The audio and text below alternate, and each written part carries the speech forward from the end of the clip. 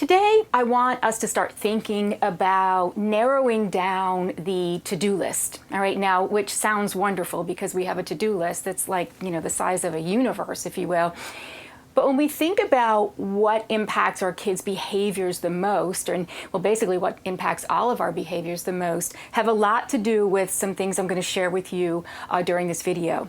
And the reason I'm doing that is because we talk and talk and talk about social emotional learning. Social emotional learning, it's so important.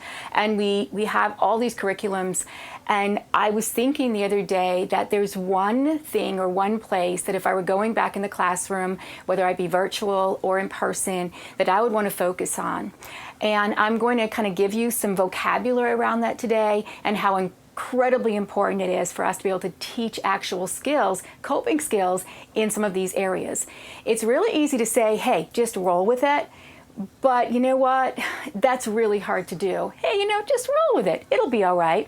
So I want you to be thinking as I give you this vocabulary, what types of feelings do you start to feel, okay? So let's start with a word like uncertainty. Oh, uncertainty. Unreliable. Unknown. Unresolved.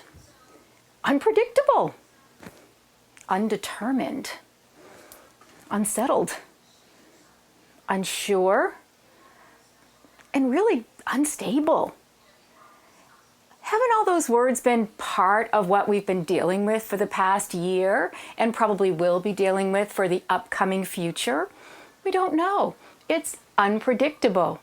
And like we always say, behavior, unsettled behavior that creates these disruptions and refusals and other things that we have to deal with in our lives are often really triggered by these unpredictable things. So when you were seeing and thinking about these words, uncertainty, unreliable, unknown, unresolved, unpredictable, undetermined, unsettled, unsure, and unstable, you should have been feeling a little bit wonky. So I'm hoping that this might be helpful when you ask yourself, where do I start? I've got a million things to do. But if I want to focus on one of the best coping skills we can give our kids as they are coming back to school in the next year or so, is to focus on these things that we've got to learn. How do I cope and accept things that are unresolved or unstable?